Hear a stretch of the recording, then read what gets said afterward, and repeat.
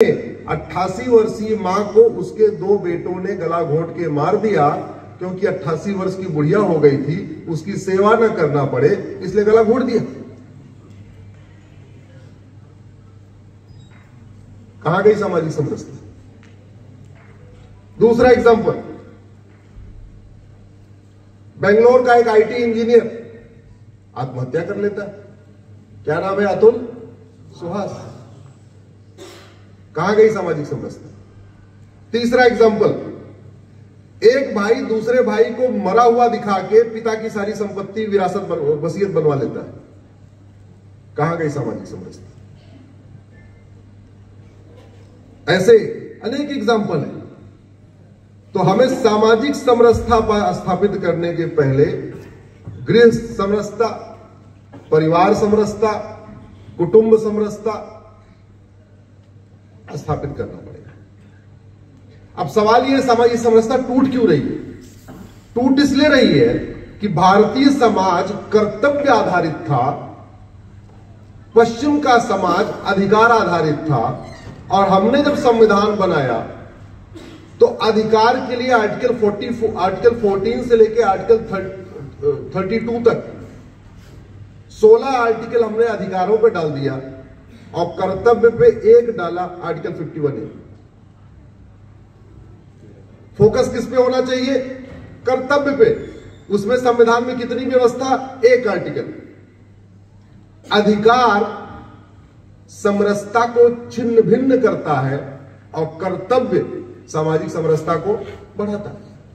हमारा मूल सिस्टम ही सामाजिक समरसता विरोधी है। अतुल सुहास के ऊपर 9 मुकदमे हुए।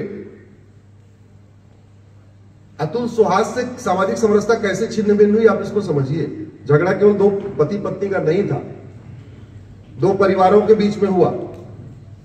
अब मुकदमा चलेगा तो 25 गवाह इधर से चाहिए, 25 गवाह उधर से चाहिए, तो सामाजिक समरसता 50 परिवारों की टूट गई।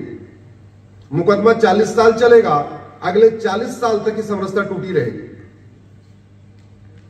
सामाजिक समरसता टूटती ऐसे है कि गांव का एक दबंग अपने पड़ोसी कमजोर व्यक्ति के खेत पे कब्जा कर लेता है। जैसे ही दबंग एक कमजोर के खेत पे कब्जा करता है तो सामाजिक समरसता 2 घरों में टूटती है। वो कमजोर कुछ नहीं कर पाता तो लाठी लेके खड़ा होता है। जब वो लाठी लेके खड़ा होता है तो दबंग क्या करता है? 50,000 रुपए थानेदार को देता है, उस कमजोर के खिलाफ एक FIR लिखवा देता है। अभी झगड़ा 2 घर में था, अभी बाकी गांव के 100 घर दूर थे, उनकी समरसता चल रही थी। अभी समरसता कितने घरों में टूटी थी? 2 घर में।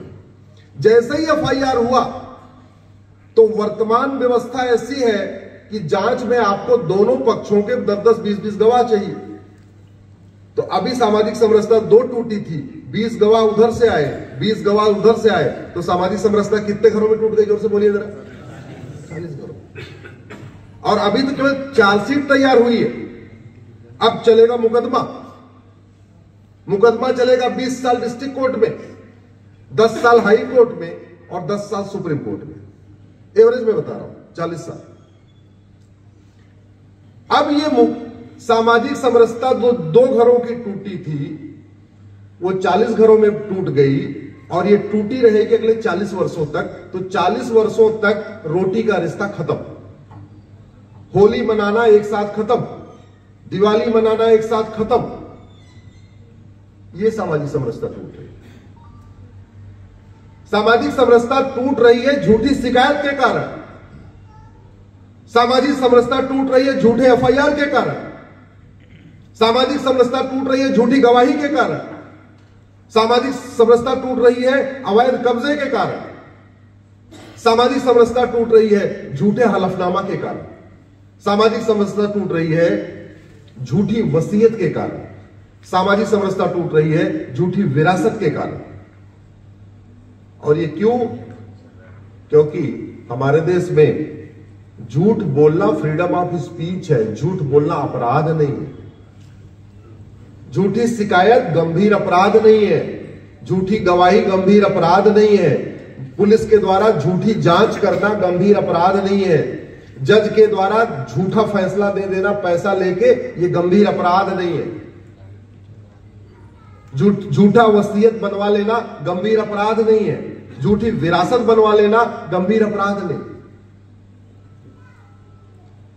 तो सामाजिक समरसता तब मजबूत होगी जब हम इन पहलुओं पे गंभीरता के साथ चर्चा करेंगे। और आपके बीच में इसलिए कह रहा हूं कि मुझे बताया गया, चूंकि सोशल मीडिया कॉन्क्लेव है, बहुत सारे लोग सोशल मीडिया, आप सब मैक्सिमम लोग सोशल मीडिया यूज करते हैं, और हम कहते हैं जो बाकी और फेसबुक तो यूज करते ही होंगे। मेरा आप लोगों से आग्रह है, आप इंस्टाग्राम करते हैं बहुत अच्छा है, ट्विटर करते हैं बहुत अच्छा है, फेसबुक यूज करना शुरू करिए।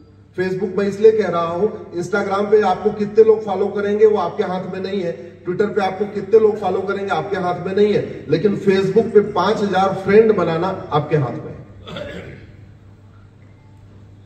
और फ्रेंड कैसे बनाइए? जाति भाषा